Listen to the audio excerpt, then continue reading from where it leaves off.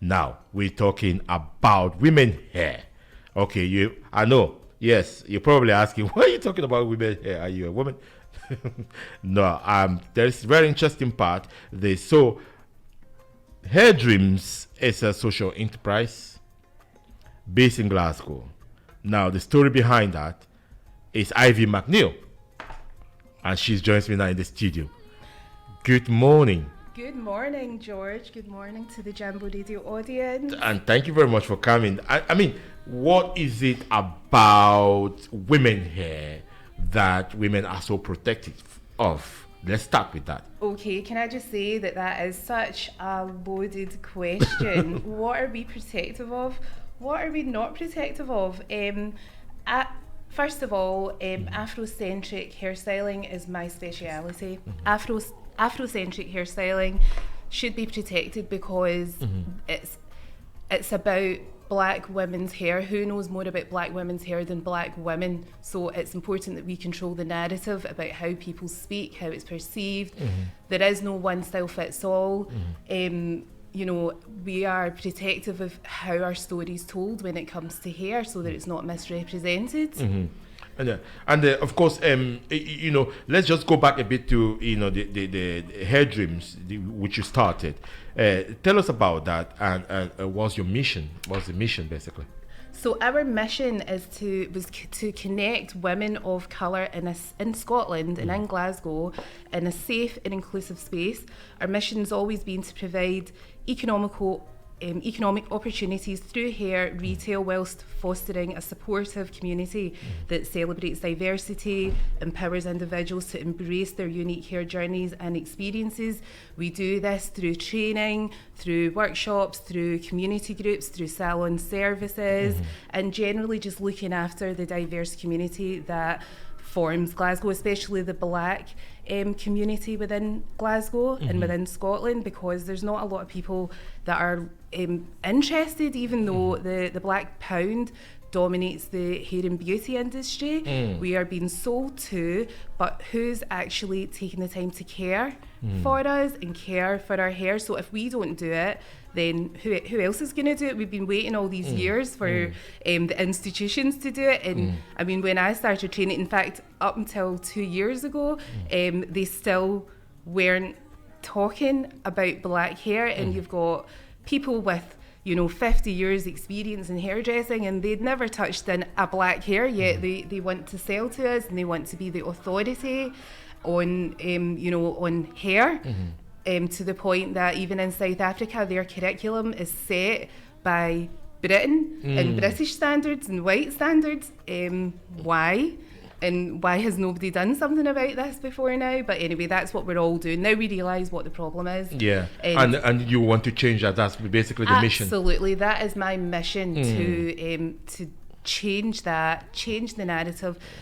We are speaking to black women every day, all day, every day in the salon, and we're speaking to women as well. I mean, we're trying to do our bit, to just rectify this situation, and it's not that hard to fix, to be quite honest with you. It's challenging because we are building our team.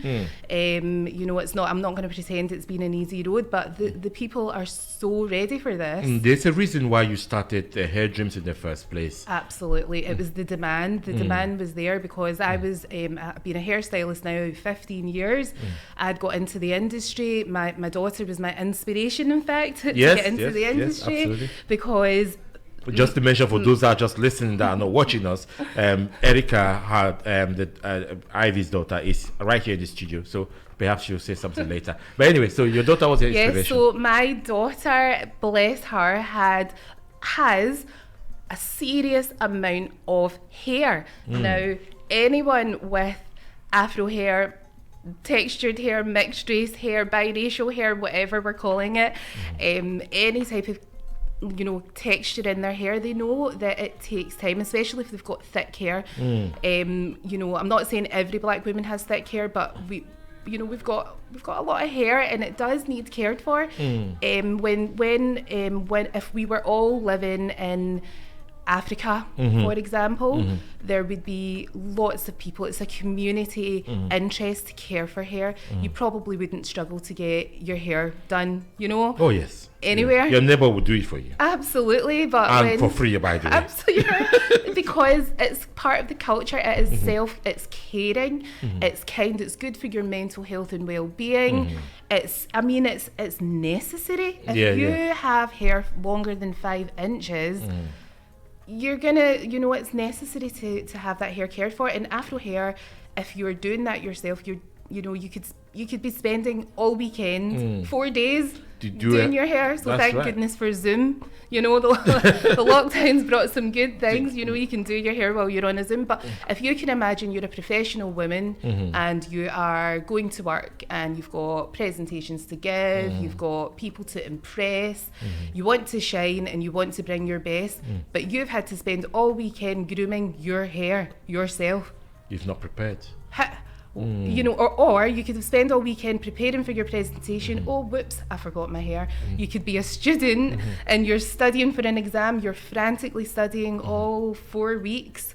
And then, so exam day tomorrow. My hair, it can cause so many issues. Anyway, back to the story. My daughter inspired me. Yeah, your daughter inspired you. She, Erica is probably owe your mom a lot of money for making your hair for free, for that all that time. What do you mean for free? I charge her now. Oh, you charge her now, but I mean previously. Before. Yeah, before. Yes, okay. But so I'm only joking. Is the object? Don't take it seriously. Okay. Listen, I want to know. So, in terms of what you're doing now with Hair Dreams, you're basically building a workforce. Absolutely. We're building an academy. An academy. But we're starting with our own team first. Okay. So we want to empower the people who come to work for Hair Dreams or volunteer for Hair Dreams. We want to empower our community so that they can take the realm, take the lead. We want to give them the skill sets that they should be taught to prepare them and equip them for success. And the more people we have that are doing this, the lesser the problem of people not 100%. Being ready to go and do their presentation if they're professional, or those students that are busy studying and then their hair is all over the place. There's another worry. So the biggest challenge that we faced actually when we opened our doors in 2020, we were inundated with clients.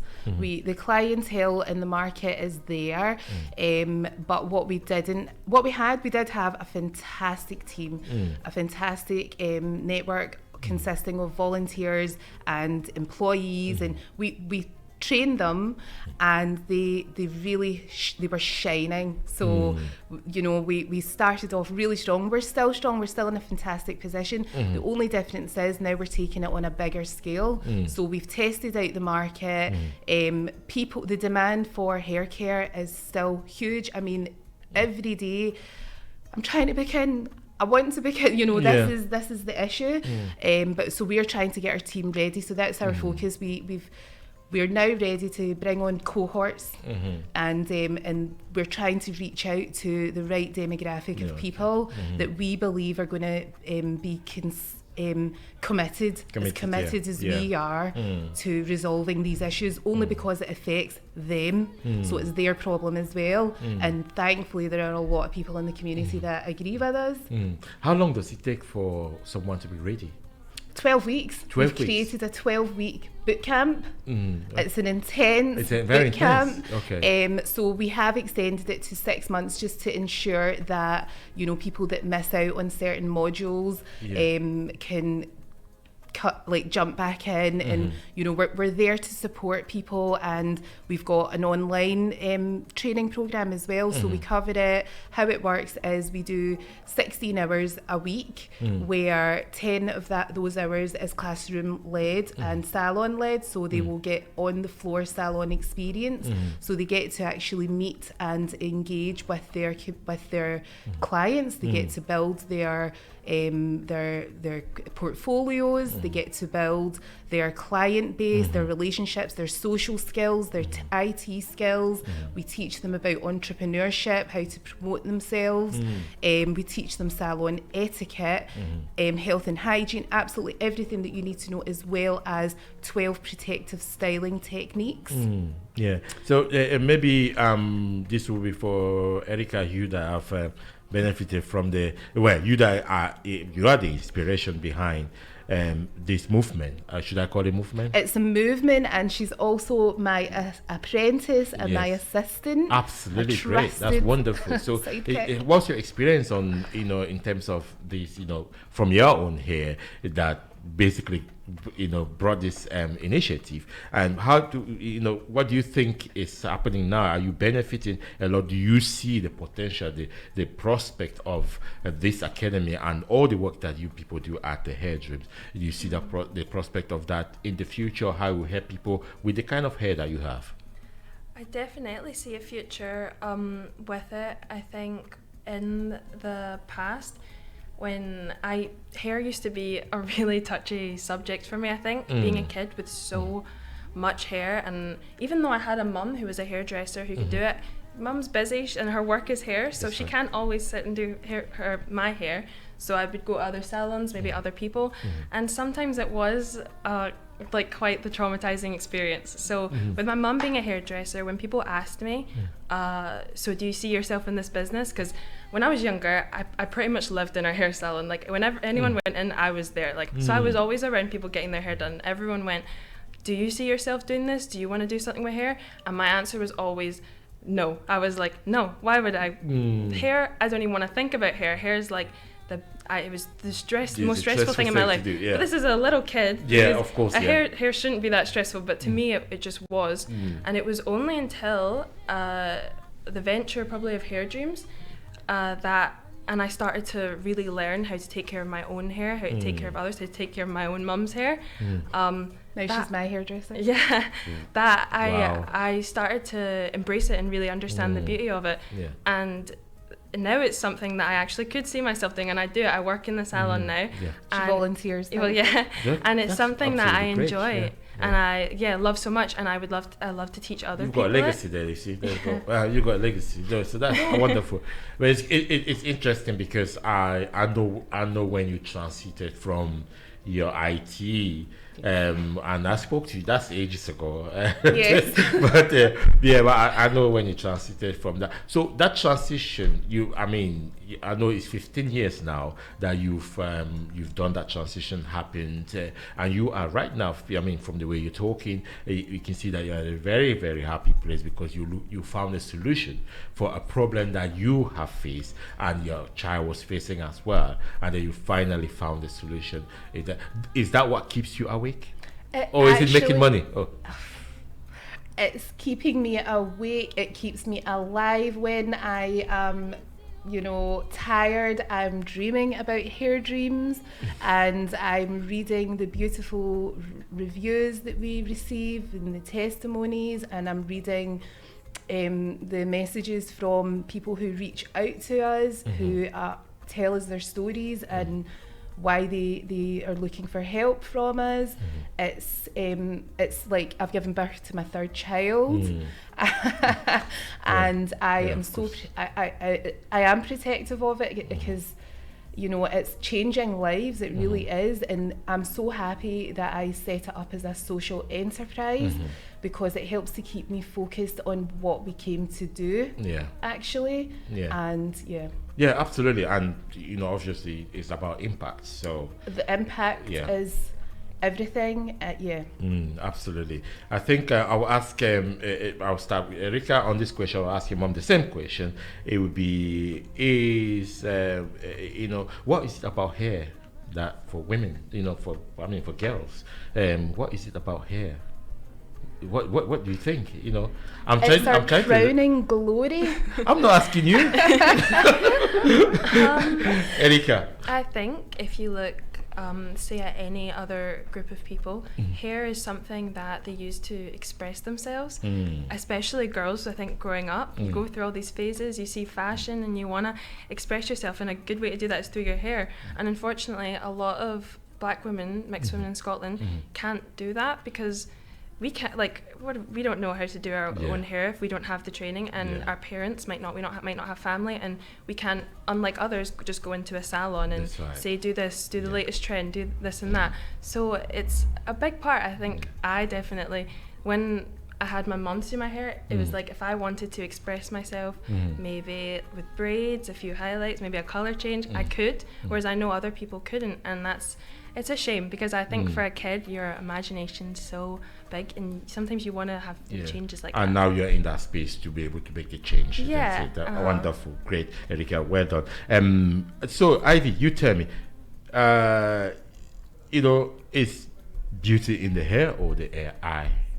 It's in both. Okay. It's in the mind, it's in the heart, it's in the soul. Okay. So if I were to answer the question that you just posed to Erika, yes. So I think, like, hair, there's a saying that hair is your crowning glory, a woman's crowning glory. So it's all about perception, how you are perceived. So like it or not, we are perceived sometimes so superficially, and it is unfair. And we make sure that we never judge people just on the facade. I've raised my children to make sure that they get to know people and never, this is like the issues that you've been discussing, about racism and just being mistreated, mishandled because of a perception that's been created. So it's we have clients that, they want to, first of all, right, so when you're talking about hair and a black woman's hair, you're talking about time, money, influence. There's even, pain, suffering. Yeah. Because when I used to get my hair done, I suffered. It's painful as well, isn't it? It can be. And the hair itself is also expensive. Yeah. If it's not done professionally, it can be painful. If it's done professionally, it's the most therapeutic experience you will probably ever experience. The social benefit as well, I think, is something that you've mentioned in terms of your mission. The social benefit, just a woman might, maybe professional or a student might be going through some crisis, but the fact that she can come to the salon and spend some time there and then having a chat with somebody that while they're making their hair could be very therapeutic as well. Is that? Absolutely. I'll tell you an experience that I encountered. So although I was still a hairstylist, and I'd given birth to my son Archie, who's 6 now, and after I gave birth to him, I needed my hair doing, and the rest of the team were busy working and making money and just busy because they had to look after my clients in my absence in the 6 weeks that I took off for maternity leave. So I don't recommend that. So I decided just to go to a local salon that was a very well-known salon, very well-renowned salon. And I checked in with them to make sure that they would be able to handle my hair. I just had a C-section as well, so I couldn't really be like, I know my hair doesn't, like, I've got a lot of hair as well, so my daughter inherited it from me. Well, but for those watching, they can see that. I think for those that are watching on Facebook, and for those of you that will catch up on YouTube, you can see the hair that Ivy's talking about. Yes. Well, just to clarify, I'm also utilising a protective style, so I don't know what that means, but I'll pretend it at some point. So a lot of women who they've given birth, you're not going to be blow drying your hair for 4 hours, is how long it used to take me to blow dry my hair, by the way. So I booked myself into the salon, went along so they could see me, because I used to experience a lot of times, and it's a common thing, it's nothing new, to walk into a salon and be told, I'm sorry, but we don't do your hair, or the stylist that did your hair has left and moved on, and and it is discrimination, and it's hurtful, and what's worse is sometimes you could have booked that appointment weeks ahead to just and you tell them, I've got afro hair, are you okay? And they just assume that it's been relaxed or something like that. Right. So my hair is natural. Erica's hair is natural as well, so when her hair is in wet in its natural form, it's very curly and it's big and it's it's beautiful. And but so protective styling, it takes time, which is money. It can be painful. So even your natural hair can be painful. So I'm very tender-headed. There's a whole group, there's lots of us out there that are tender-headed, which means that you really have to treat us with care. Yeah. And this is the reason why a lot of black women have to shave their hair, because they just can't deal with the tenderness of. So as soon as your hair gets longer than 5 inches, it can be quite painful to comb that hair. So it's about getting treatments, and it's about finding someone who can help you to care for your hair. It's part of our community. It's in our blood, and the ladies that inspired me on this journey were my mum's friends who used to help do my hair. They weren't trying to be bad by helping do my hair. They were doing a beautiful thing. But unfortunately, because of the lack of training, this is what we're trying to resolve. The professional touch wasn't there. Absolutely. So that was missing, although it was good for, to maintain your hair and things like that. I'll be unfair to the listeners and audience of Jambo Radio if I don't ask you about hair extensions. Hair extensions is Brazilian hair, bone straight. What is that? So I take it you're referring to the women who wear weaves and wigs and wear straight hair. Somebody just asked me to ask you. Yeah, can I tell you, that is a wonderful protective style if it's done properly. So for a lot of women, the fashion and the culture right now is thick, long, luscious hair. It's face framing. This is why all women go to the hairdresser. So it's not just black women. Every culture has had access to personal grooming. Think about movie stars on TV. They have had access, but yet black movie stars, they're told we need to shave your hair off. Right. Just because the director or whoever it is doesn't, the head, the person that's responsible for hair and makeup perhaps, if they've not been taught on techniques, then they're gonna do what they need to do, aren't they? But it's unfair and it's traumatizing. Wonderful. Yeah, I mean, you beautifully, you put it there really nicely. And I think my last question would be, I mean, just kind of a comment. You do a wonderful job with what you're doing, and and I know it's not an easy journey, and I know that for a fact. And but you've kept strong, so this is wonderful. And a good inspiration to this young girl here, the young girl, you see. And it's wonderful. I'm really glad to see that you've also kind of grown into it. So that's really good, because at some point you might have to make way.